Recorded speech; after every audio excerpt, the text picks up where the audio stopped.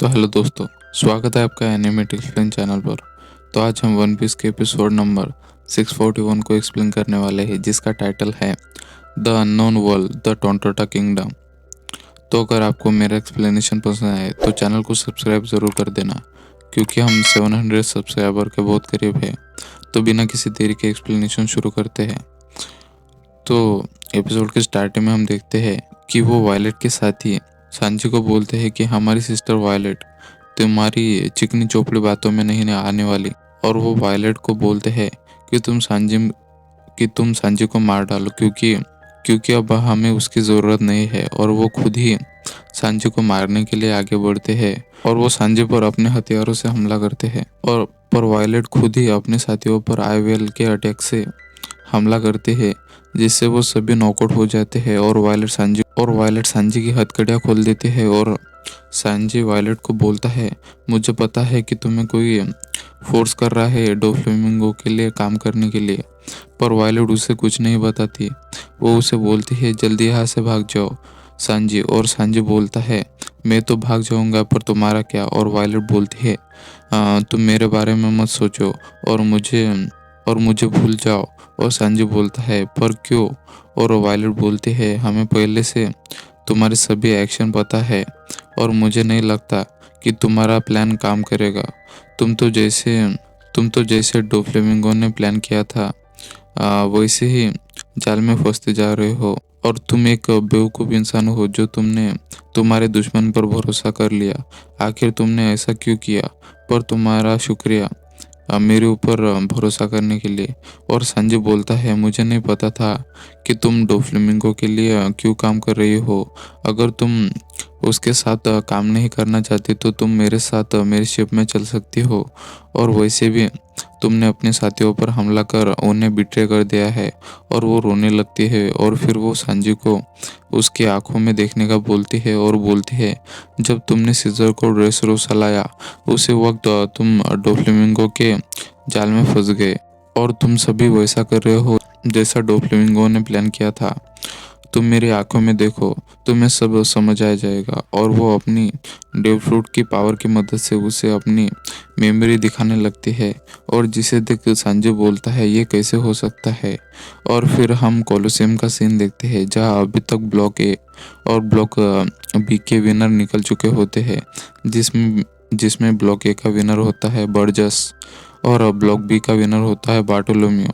और अब block C की फाइट स्टार्ट होने वाली होती है और लूफी भी फाइट के लिए स्ट्रेचिंग कर रहा होता है। पर जब वो अपने पीछे एक बुल को देखता है तो वो शॉक हो जाता है कि क्या अब बुल भी फाइट करेंगे इस अरेना में। और वो हंसने लगता है। और रोडोन चिंसो भी फाइट के लिए रेडी होता है और अनाउंसर उन्हें रिंग के अंदर एंटर होने का बोलते हैं। और वो सभी एंटर होने लगते हैं और लूफी भी उस अरेना में एंटर होने लगता है। तभी हम रेबेका का ड्रीम देखते हैं, जहाँ वो टॉय सोल्जर उसे बोल रहा होता है कि मैं तुम्हारा साथ तब तक दूंगा जब तक तुम खुशी नहीं ढूंढ लेती। और वो उठ जाती है। और जब वो खिड़की के पास आती है उसे वहाँ फ्रैंकी और वो टॉय सोल्जर दिखता है। और वो टॉय सोल्जर को आवाज़ देती है। और फ्रैंकी उससे पूछता है कि क्या तुम इसे जानते हो। और वो सोल्जर रेबेका को बोलता है कि तुमने क्यों कोलोसेम के फाइट में हिस्सा लिया, मैंने तो तुम्हें मना किया था। और रेबेका बोलती है कि देखना, ये कंपटीशन में ही जीतूंगे, मैं प्रॉमिस करती हूँ। और फिर हम दोनों साथ में ही रहेंगे। और वो रोने लगती है। और ज़रूर इन दोनों का कोई ना कोई रिश्ता ज़रूर है। और वो टॉय सोल्जर बोलता है, अगर अगर तुम इतने आसानी से रोओगी तो तुम टूर्नामेंट कैसे जीतोगी। और वो फ्रैंकी के साथ चला जाता है और वो भी रेबेका को प्रोटेक्ट करना चाहता होता है। और रेबेका भी फाइट के लिए चली जाती है। और यहाँ हम ग्रीन बीट का सीन देखते हैं, जहाँ उसाप काबू को देख शॉक हो जाता है। और रॉबिन बोलते हैं, लगता है यहाँ और भी बोने लोग हैं।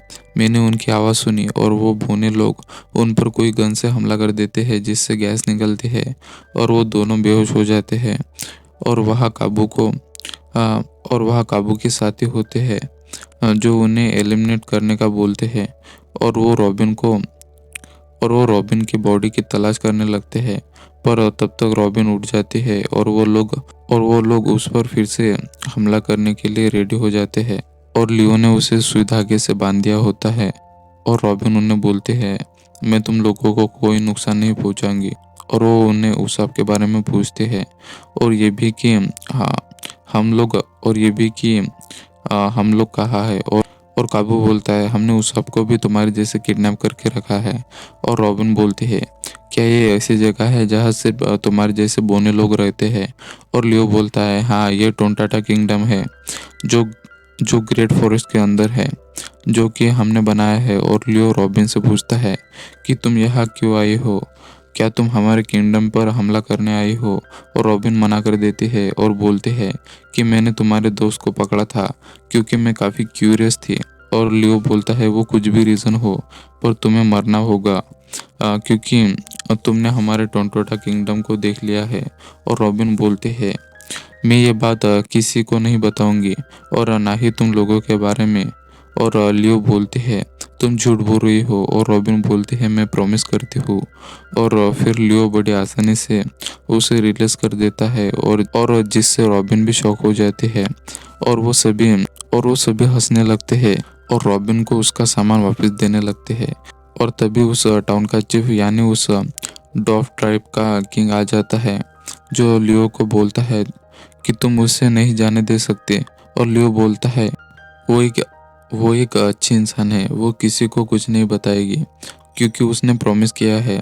और वो किंग का नाम गांचो होता है। और रॉबिन को बोलता है, तुम जब तक चाहे यहाँ रह सकती हो। और सभी टाउन के लोग रॉबिन का वेलकम करने लगते हैं और उसे फूड ऑफर करने लगते हैं। पर 3 बजने वाले होते हैं और रॉबिन को लेट हो रहा होता है और उसे जल्द से जल्द लॉ को कांटेक्ट करना होता है। और वो जाने लगती है और लियो उसे बोलता है, तुम ऐसे नहीं जा सकती, अगर तुम्हें जाना है तो अपने वेपन दे के जाओ। और रॉबिन बोलती है, मेरे पास कोई वेपन नहीं है। जिसे सुन वो सभी गुस्सा हो जाते हैं और फिर से रॉबिन पर हमला करने के लिए रेडी हो जाते हैं और उसका सामान लेने लगते हैं। पर तभी उनका एक साथी आ जाता है और बोलता है, तुम उसे छोड़ दो क्योंकि वो हीरो की पार्टनर है। जो लंबे नाक वाला इंसान हमने पकड़ा है वो एक हीरो है जो हमें बचाने के लिए यहाँ आया है। जिसे सुन वो सभी खुश हो जाते हैं और रॉबिन सोचती है कि उस ने इस बार इन लोगों को कौन सा झूठ बोला है। और वो टाइम देखने लगते हैं जहाँ बस 3 बजने वाले होते हैं और हम बीच का सीन देखते हैं जहाँ लॉ सीजर के साथ होता है। तभी उसे सांजी का कॉल आता है और लॉ उससे पूछता है कि क्या तुम्हें फैक्ट्री मिल गई। और सांजी बोलता है, हमारे पास उससे बढ़कर एक प्रॉब्लम है, तुम्हें उस ग्रीन बिट से जल्द निकलना होगा। और एपिसोड एंड हो जाता है। तो अगर आपको एक्सप्लेनेशन पसंद आए तो चैनल को सब्सक्राइब ज़रूर कर देना। Thanks for watching.